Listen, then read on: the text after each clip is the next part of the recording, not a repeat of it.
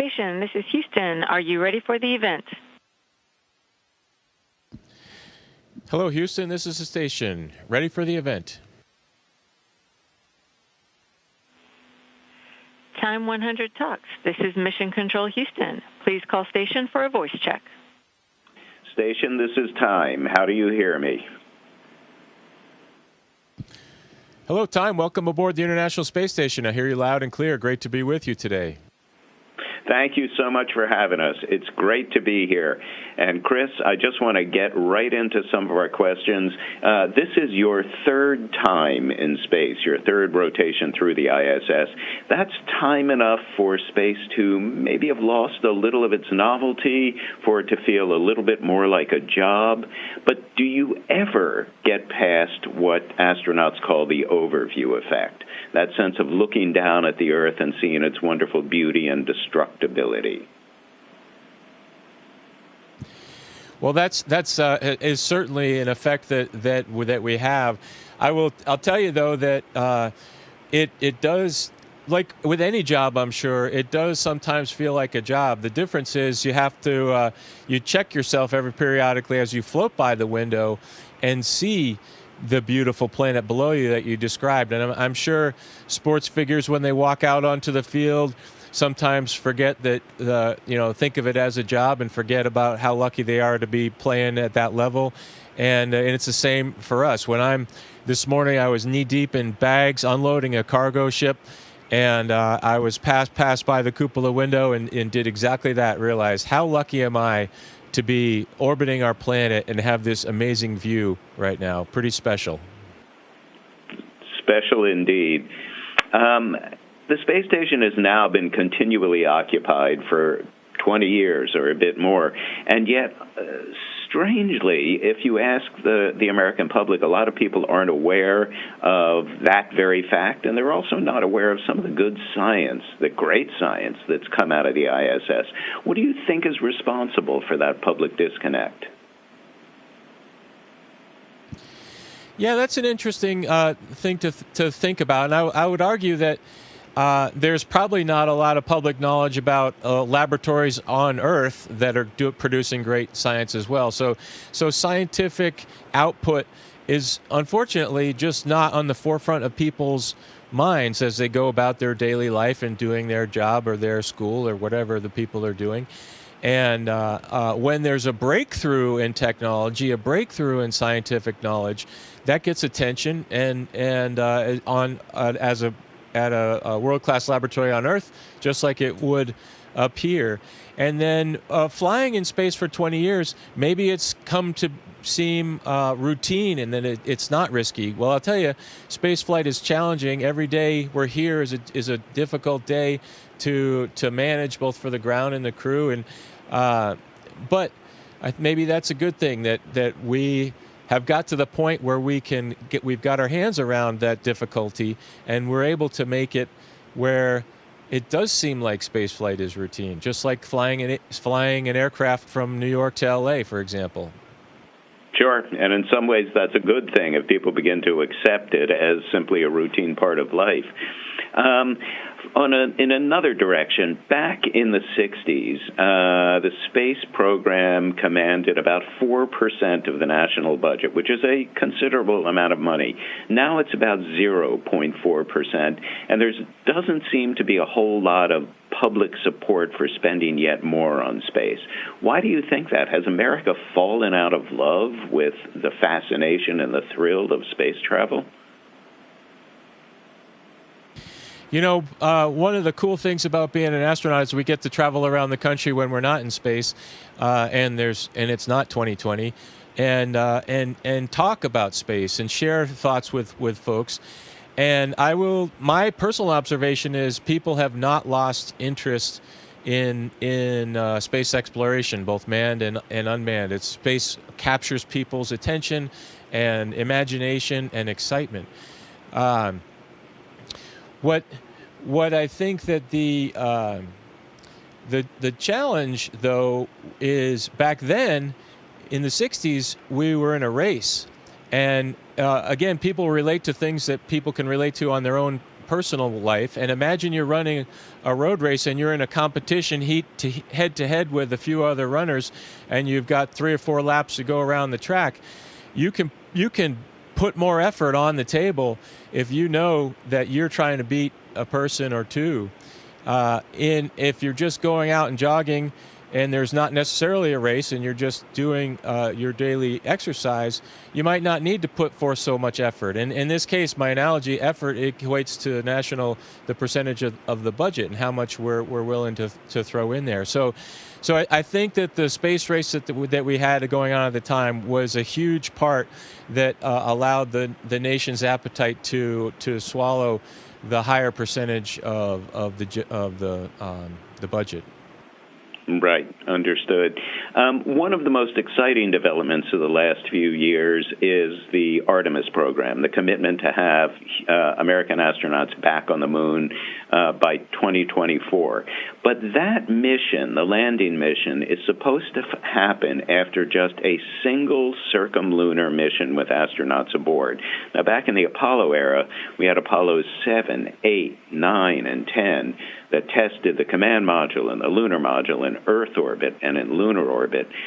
Do you think it's a safe model this time to scrap all of those incremental steps and have one circumlunar flight and then go straight on the stick-the-landing flight? Well, you bring up a good point. There's certainly more buy down in your risk. You have higher safety margins if you fly more test flights. More test flights equates to more dollars. So program managers, of which I'm not one, but program managers have really tough decisions to make, where you're weighing budget versus risk and timeline, and you've got a couple big knobs to turn, and they all impact each other. So would it be safer to fly more test flights? Absolutely, no question. There's no way anyone can argue that. The question then becomes, how few test flights can you accept and have risk that's tolerable? The one difference that comes to mind also is we as a nation and as a globe, have much more spaceflight experience under our belts now in 2020 than we did in late 1960s. So I think that goes a little bit into the equation as well. We fully understand, or we understand the technical side of it. Certainly there's unknowns with any endeavor, but so I think the decades of experience combined with just tough decisions on how to manage time, budget, and technical risk.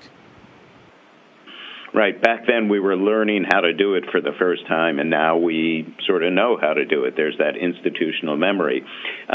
Shifting gears slightly to geopolitics, our biggest competitor in space right now is not the old Soviet Union. It's China.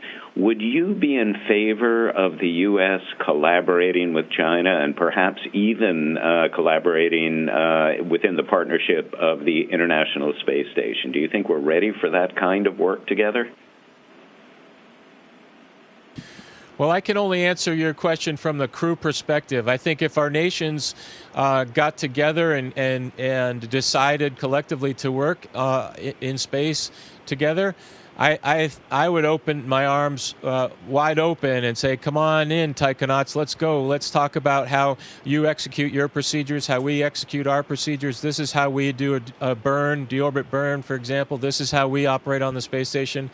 I would think it would be super cool. One of the most memorable things for me about flying on board the International Space Station is the international cultural aspect of it on a person-to-person basis with my crewmates. Having other food, having other music, having other just political discussions, life discussions around the dinner table makes the 6 months just super memorable. Yeah, all the science we do and spacewalks we do and robotic operations are fantastic, and I love every minute of those. But in the end, when I'm an old guy and telling stories to my grandchildren, it'll probably be about the friendships I've made on the space station, and I think it would be cool to add one more country to that list. Well, and we certainly saw that back when there were tensions between the U.S. and Russia with Ukraine and Crimea, and yet the astronauts aboard the ISS simply transcended that. They were all just crewmates working together. Geopolitics meant nothing. Agree. Some of the most thrilling work that's been carried out in space has been carried out by uncrewed, unmanned spacecraft. They're cheaper, they don't risk human life, and there is a school of thought that this is really the way to go. What do you say to folks who say, let's stop risking people and do all of our deep space missions robotically? How do you answer that argument? Well, I think if you do 100% missions robotically, you're going to miss a key aspect, and that is how manned missions bring it up close and personal, and you really get a sense for living the mission through the astronaut's eyes, if you will. People can relate to people. It's difficult to relate to a robot driving around. You can, and it's exciting to think about a Mars rover and look at the camera views, and the new Mars rover will even have audio, and to hear sounds of the tires crushing gravel is super, super cool. But then to put on top of that a person's feelings. How did you feel when your feet were crushing the gravel and you bent over and you picked up that rock and you looked out and you saw the horizon on the moon or the Mars curvature of the surface? How did that make you feel? And though that's a key part, now how do you put a scientific value or worth on feelings? And that's kind of touchy-feely, and it doesn't really have a place in a line item on a budget. But I think that robotic and human manned missions are dovetailed in their success of one another. We need the robotic missions to have safe human missions, and it just works together. I think they go hand in hand. I think you're absolutely right that there is no way to have a line item in a budget for human inspiration. There's just no way of putting a price tag on that. One other direction I wanted to go.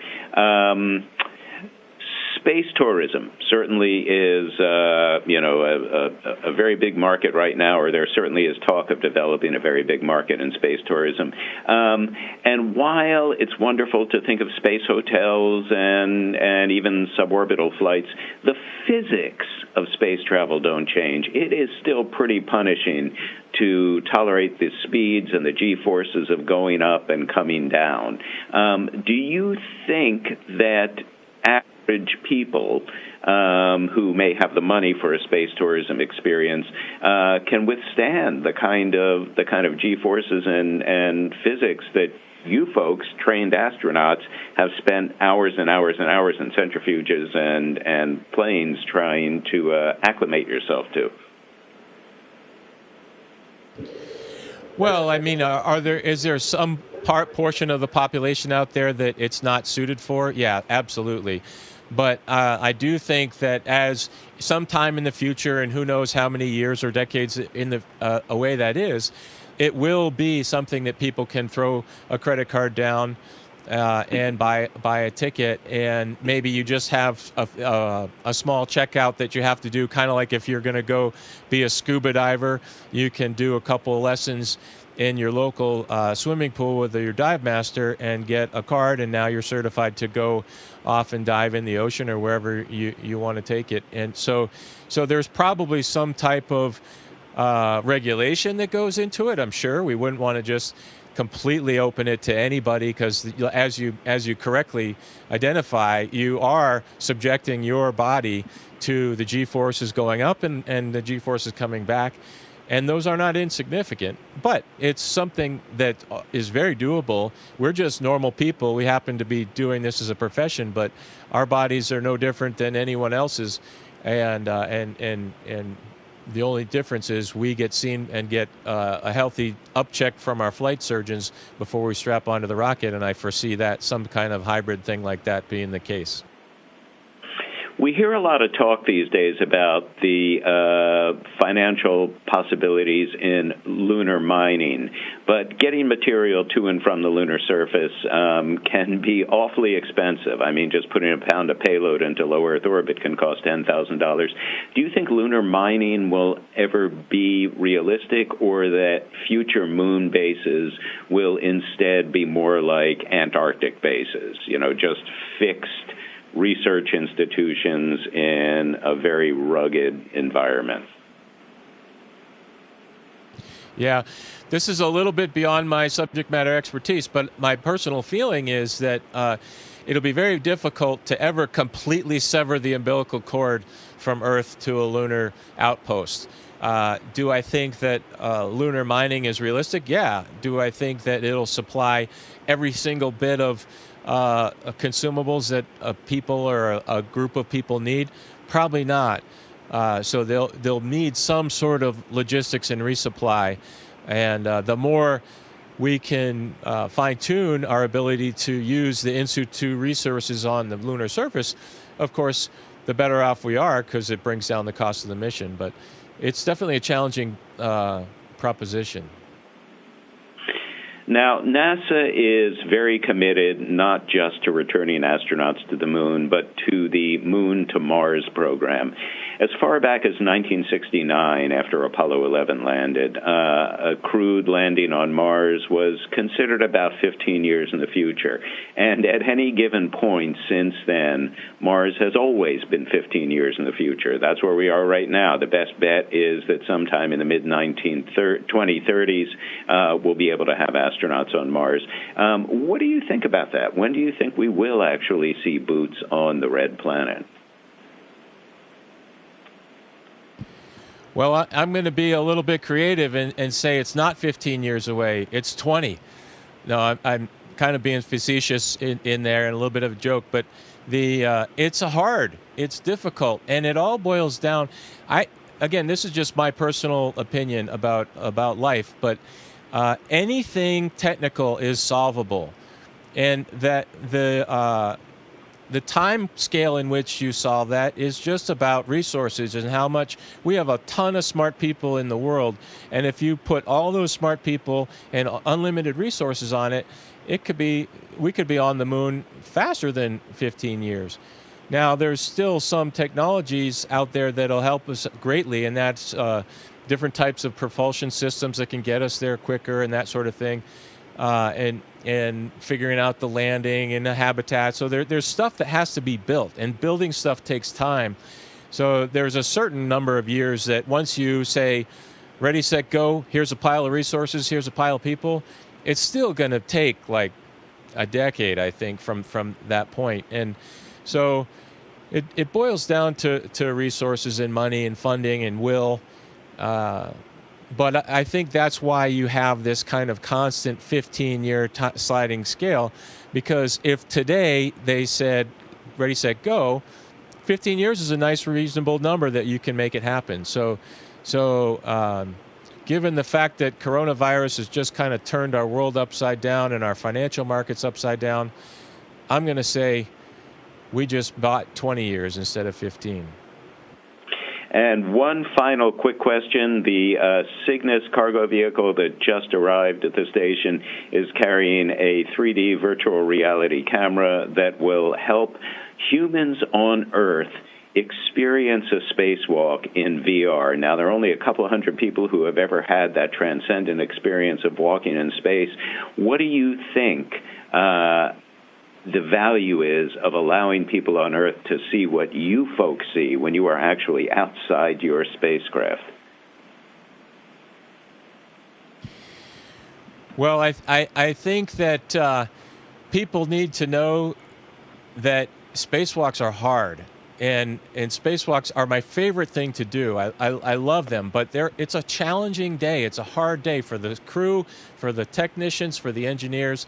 And it's difficult, even with the most intricate camera system that you have, We had the luxury of some HD little mini cameras out there with us this last spacewalk, Bob and I, and those are fantastic images. But what they don't convey, and it's really, really hard to convey, is the blackness of space, the brightness of Earth, the contrast between the two. What does it look like to see 250 miles below you, passing by at 5 miles a second? And oh, by the way, the shiny metal thing that you have in your hand that has serial number 0001, there's only one of them. Don't screw that thing up, because if you screw it up, that whole part of the expedition is ruined. So it's hard to lump all that up into a snowball and throw it in someone's face, but I'm excited for cool cameras to try. That sounds fantastic. I want to thank you so much for the time you've given us today. I know your schedule is impossibly busy, and safe travels. Come home to us soon. We look forward to welcoming you back on Earth. Thanks so much. I really enjoyed your thought-provoking questions. Have a great day. You too. Station, this is Houston ACR. That concludes our event as we count down to 20 continuous years of humans living and working on the International Space Station. Thank you to all participants from Time 100 Talks Station. We are now resuming operational audio communications.